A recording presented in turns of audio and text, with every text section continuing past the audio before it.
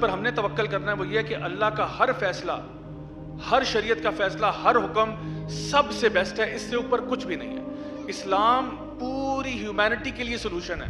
مومن کا معاملہ کتنا زبردست ہے کہ اگر اس کی زندگی میں کچھ اچھا ہوتا ہے تو اس کے لیے اچھا ہی ہوتا ہے، اس پہ وہ اللہ کا شکر ادا کرتا ہے، اور اگر کوئی زندگی میں برا بھی ہوتا ہے تو وہ بھی اچھا ہی ہوتا ہے، کیونکہ وہ اس پہ صبر کرتا ہے۔ اور اللہ تعالیٰ فرماتے ہیں انما یوفی الصابرون اجرهم بغیر حساب، کہ صبر کرنے والوں کو تو وہ اجر دیتے ہیں جو بغیر حساب کے ہوتا ہے۔ ہماری زندگی میں جو بھی فیصلے ہو رہے ہیں نا، ہم اکثر و بیشتر ہمارے کنٹرول میں نہیں ہے وہ۔ اگر وہ ہمارے کنٹرول میں نہیں ہے تو پھر ہمیں اللہ پر توکل کرنا چاہیے، اللہ تعالیٰ پر بھروسہ کرنا چاہیے کہ جو بھی ہوگا انشاءاللہ تعالیٰ بہتر ہی ہوگا۔ سارے معاملات اللہ کے سپرد کر دو، سارے معاملات اللہ کے سپرد کر دو، اور غیر اللہ کے سپرد نہ کرنا۔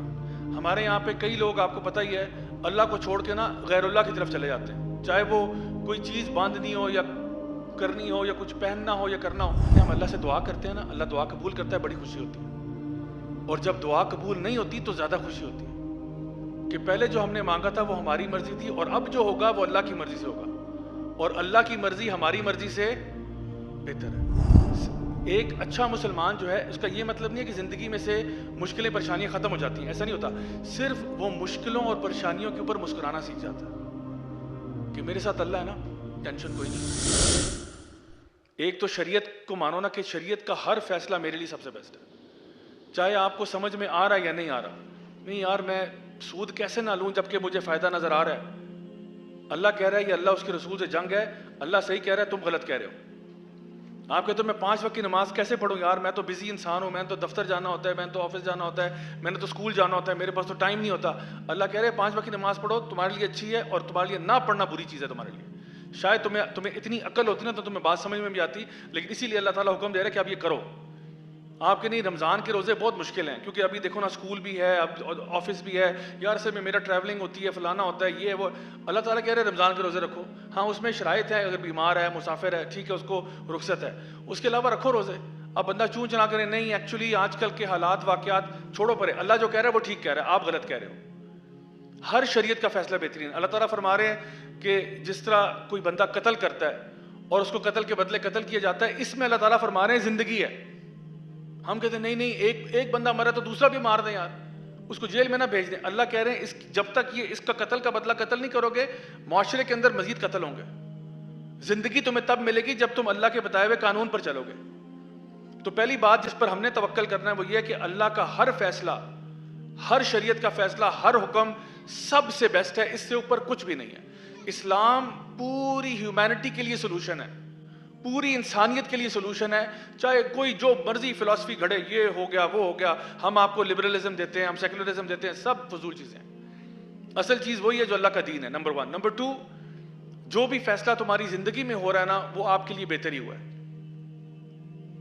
اللہ کے نبی صلی اللہ علیہ وسلم نے فرمایا کہ مومن کا معاملہ کتنا زبردست ہے کہ اگر اس کی زندگی میں کچھ اچھا ہوتا ہے تو اس کے لیے اچھا ہی ہوتا ہے، اس پہ وہ اللہ کا شکر ادا کرتا ہے، اور اگر کوئی زندگی میں برا بھی ہوتا ہے تو وہ بھی اچھا ہی ہوتا ہے، کیونکہ وہ اس پہ صبر کرتا ہے۔ اور اللہ تعالیٰ فرماتے ہیں انما یوفی الصابرون اجرهم بغیر حساب، کہ صبر کرنے والوں کو تو وہ اجر دیتے ہیں جو بغیر حساب کے ہوتا ہے۔ باقی ساری عبادات کے نا پوائنٹس ہیں، آپ کو پتہ ہے قرآن پڑھنے کا ہر حرف کی آپ کو 10 نیکیاں ملتی ہیں، الف لام میم 30 نیکیاں ہو گئیں۔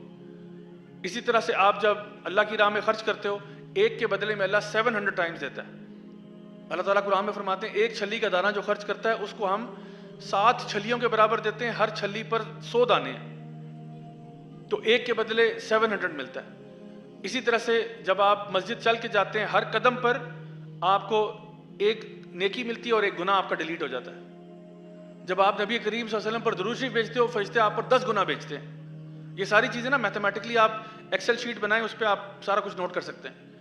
لیکن صبر، اس کے بارے میں اللہ تعالیٰ فرماتے ہیں جو صبر کرے گا اس کو تو بغیر حساب کے دوں گا میں، اس میں کوئی کیلکولیشن نہیں ہے۔ تو نبی فرما رہے ہیں جب آپ کے اوپر کوئی اچھی بات ہوتی ہے تو ظاہری بات ہے وہ اچھی ہوتی ہے، اور جب کوئی مصیبت آتی ہے وہ بھی اچھی ہوتی ہے، کیونکہ اس کے ذریعے بھی پتہ نہیں اللہ تعالیٰ نے کتنے آپ کے درجات بلند فرما دیے ہیں اور کتنا زیادہ اجر اللہ تعالیٰ نے آپ کو عطا فرمایا۔ سو یاد رکھیں کہ ہماری زندگی میں جو بھی فیصلے ہو رہے ہیں نا، ہم اکثر و بیشتر ہمارے کنٹرول میں نہیں ہے وہ۔ اگر وہ ہمارے کنٹرول میں نہیں ہے تو پھر ہمیں اللہ پر توکل کرنا چاہیے، اللہ تعالیٰ پر بھروسہ کرنا چاہیے کہ جو بھی ہوگا انشاءاللہ تعالیٰ بہتر ہی ہوگا۔ آخر میں وہ حدیث سناؤں گا آپ کو، ترمذی کی حدیث ہے کہ ابن عباس جو ہے رضی اللہ عنہما، وہ نبی کریم صلی اللہ علیہ وسلم کے ساتھ ایک سواری کی جانور پر بیٹھے ہوئے تھے. اس ٹائم پہ ان کی عمر ہارڈلی کوئی 12-13 سال ہوگی. تو نبی کریم صلی اللہ علیہ وسلم نے ارشاد فرمایا کہ اے بیٹے، آج میں تمہیں کچھ نصیحت کے الفاظ سناتا ہوں کہ اللہ تعالیٰ کا، یعنی اللہ کے بارے میں تقویٰ رکھنا، اللہ کے بارے میں مائنڈفل رہنا، اللہ تمہاری حفاظت فرمائے گا.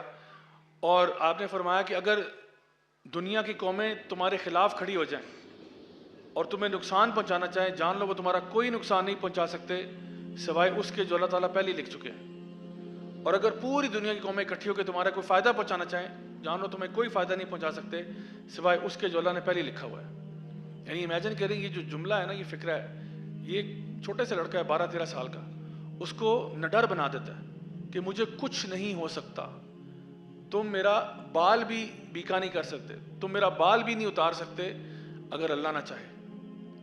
تو توکل کس پر کروں پھر؟ اللہ کی ذات پر.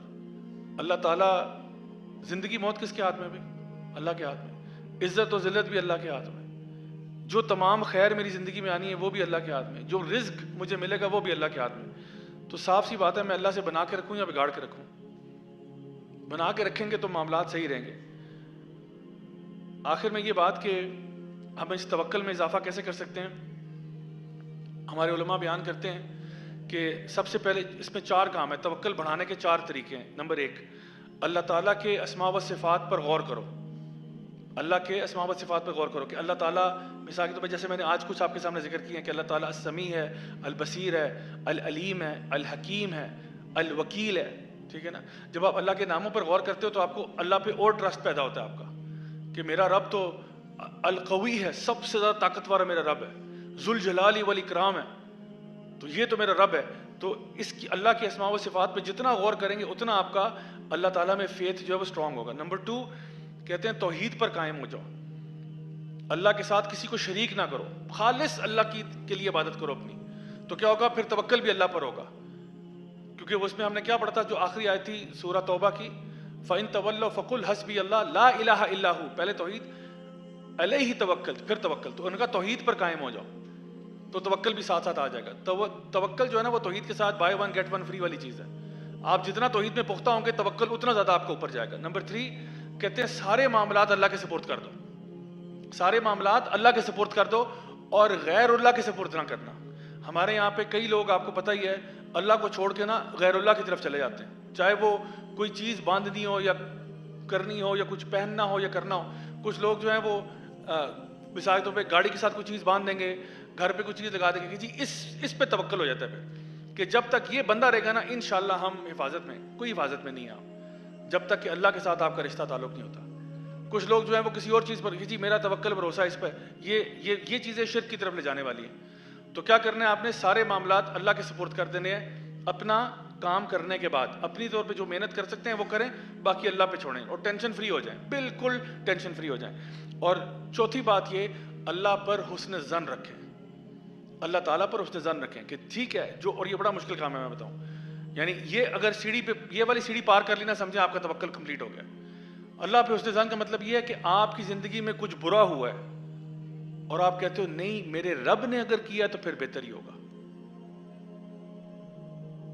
اتنا آسان نہیں ہے میں بتاؤں. ابھی آپ سن رہے ہیں نا اور کچھ لوگوں کے سر بھی ہل رہے ہیں، لیکن میں بتاؤں اتنا آسان نہیں ہے. یہ فیلنگ لے کے آنا کہ یہ زندگی میں مطلب میری ٹانگ ٹوٹ جاتی ہے، اللہ معاف کرے، ٹھیک ہے، ٹانگ ٹوٹ جاتی ہے اور میں کہوں الحمدللہ الحمدللہ، یقیناً اس میں سے کچھ خیر نکلے گی. آپ کو پتہ ہے صحابہ کا طرز عمل کیا تھا؟ وہ کہتے ہیں ہم اللہ سے دعا کرتے ہیں نا، اللہ دعا قبول کرتا ہے، بڑی خوشی ہوتی ہے، اور جب دعا قبول نہیں ہوتی تو زیادہ خوشی ہوتی ہے کہ پہلے جو ہم نے مانگا تھا وہ ہماری مرضی تھی اور اب جو ہوگا وہ اللہ کی مرضی سے ہوگا، اور اللہ کی مرضی ہماری مرضی سے بہتر ہے. جو اللہ کی مرضی، خود سوچیں، جو اللہ کی مرضی ہوگی وہ آپ کی مرضی کا کیا، آپ کی مرضی کچھ بھی نہیں ہے اس کے سامنے. آپ پتہ نہیں کیا مانگ رہے تھے، چھوٹی سی چیز، اللہ نے کہا میں تجھے یہ نہیں دوں گا، میں تجھے سے بہت بڑا دوں گا لیکن ابھی نہیں دوں گا، 5 سال ویٹ کر. پھر جب وہ ہوتا ہے نا پھر ہم کہتے ہیں اللہ کا شکر ہے، اللہ کا شکر ہے. ایک بھائی میرے پاس آئے، مجھے کہتے ہیں کہ کسی جگہ پہ نا شادی کرنا چاہ رہے تھے تو وہاں پہ ان کی نہیں ہوئی، بڑے اداس ہوئے، اداس اس حد تک ہوئے، کہتے ہیں میں زندگی میں شادی نہیں کروں گا، ناراض ہو کے بیٹھ گئے. تو میں نے کہا ٹھیک ہے یار اب آپ نے فیصلہ کر لیا, میں کیا کروں, میں آپ کو زبردستی تو نہیں شادی کرا سکتا. آپ بہرحال کچھ عرصے کے بعد پتہ چلا کہ موصوف کی شادی ہو رہی ہے. تو میں نے کہا یہ کیسے ہو گیا؟ کہتے نہیں اللہ کا بڑا کرم ہے, اللہ کا بڑا کرم. میں نے کہا کیسے کرم ہو گیا, آپ تو کہتے میں شادی نہیں کروں گا. کہتے نہیں اللہ کا شکر ہے جہاں میں کرنا چاہ رہا تھا وہاں نہیں ہوئی. جب عشق پاگل ہوتا ہے نا, عشق دیوانہ ہوتا ہے, اور یہ ٹاپک آ رہا ہے بھائی, تو عشق بھی جو ہے نا دل کا مرض ہے, میں بتاؤں آپ کو, تو یہ ٹاپک آ رہا ہے, فکر نہ کریں بھی. تو وہ اس میں اتنے ملوث ہو چکے تھے کہ ان کو نا اس عورت کے سوا کوئی دنیا میں نظر نہیں آ رہا تھا, اور وہ کہتے تھے بس اب یہ نہیں ملی نا تو بس کوئی نہیں زندگی میں میری, بس ختم, گیم اوور, میں نہیں کھیلتا. وہ بچپن میں ہم میچ کھیلتے تھے نا, اگر آؤٹ ہو جاتے نا جو ہے نا وکٹیں شکٹیں توڑ دیتے تھے ساری, کہ ہم بھی نہیں کھیل رہے تم بھی نہیں کھیلو گے اب. تو یہ ان کا وہی حالت تھی کہ بس میں نے نہیں تو کچھ بھی نہیں, بس سب جاؤ. تو اس کے کچھ عرصے کے بعد جب میں نے دیکھا شادی ہو رہی ہے تو میں بڑا ہوا کہ حیران ہوا کہ بھئی ان کی شادی ہو رہی ہے. پتہ چلا کہ اب جو معاملہ ہے, مجھے کہتے ہیں جو اب میری جہاں پہ ہو رہی ہے وہ جہاں پہلے میں نے سوچا تھا اس سے کروڑ گنا بہتر ہے. اور چونکہ تھینکس ٹو سوشل میڈیا, میں بچوں سے کہوں گا kids don't try this at home, وہ نا اس پہلی خاتون کو سٹاک کر رہے تھے پیرنٹس سوشل میڈیا پہ. تو کہتے ہیں میں نے دیکھا کہ جو اس کے حالات اور واقعات چل رہے ہیں یار, وہ تو میں تو کبھی بھی ایسی عورت کے ساتھ میرا گزارا نہ ہوتا, کیونکہ کئی چیزیں ہوتی ہیں وہ انسان دور سے نا انسان نے بندے کو پہچانا نہیں ہوتا. تو کہتے ہیں اب جو میں ان کے حالات سوشل میڈیا پہ دیکھ رہا ہوں, توبہ استغفر اللہ, یار ایسی لڑکی تو میرے کبھی بھی میرے ساتھ سوٹیبل نہ ہوتی. تو اللہ کا شکر ہے میری وہاں نہیں ہوئی, وہ تو اللہ کا لاکھ شکر ہے. میں جتنا بھی شکر ادا کروں کم ہے کہ اللہ نے میری وہاں شادی نہیں کرا دی, اور جہاں اب ہو رہی ہے اللہ کا کرم ہے کہ یہاں ہو رہی ہے. تو یاد رکھیں اللہ کے فیصلوں میں بڑی حکمت ہوتی ہے. اس ٹائم پر اس لمحے میں ہمیں بالکل سمجھ میں نہیں آ رہی ہوتی, لیکن تھوڑا سا توکل کر لیں, تھوڑا سا بھروسہ کر لیں, یقین کریں آپ بالکل ریلیکس ہو جائیں گے. سو میں چاہتا ہوں کہ آپ اپنے دل کے اندر یہ توکل لے کے آئیں. یقین جانیے زندگی میں اتار چڑھاؤ جو ہوگا نا, اتار چڑھاؤ پھر بھی ہوگا. ایک اچھا مسلمان جو ہے اس کا یہ مطلب نہیں ہے کہ زندگی میں سے مشکلیں پریشانیاں ختم ہو جاتی ہیں, ایسا نہیں ہوتا. صرف وہ مشکلوں اور پریشانیوں کے اوپر مسکرانا سیکھ جاتا ہے کہ میرے ساتھ اللہ ہے نا, ٹینشن کوئی نہیں ہے. اللہ تعالیٰ ہم سب کو اسی طرح کا ریلیکس قسم کا دل عطا فرمائے جو اللہ پر توکل کرنے والا ہو. اللہ ہماری غلطیاں, کوتاہیاں, گناہوں کو معاف فرمائے, ہمارے دلوں اور ہمارے گھروں کو قرآن کے نور سے منور فرمائے, اور ہمیں دنیا اور آخرت دونوں کی خیر نصیب فرمائے. بارک اللہ فیکم, والسلام علیکم ورحمۃ اللہ وبرکاتہ.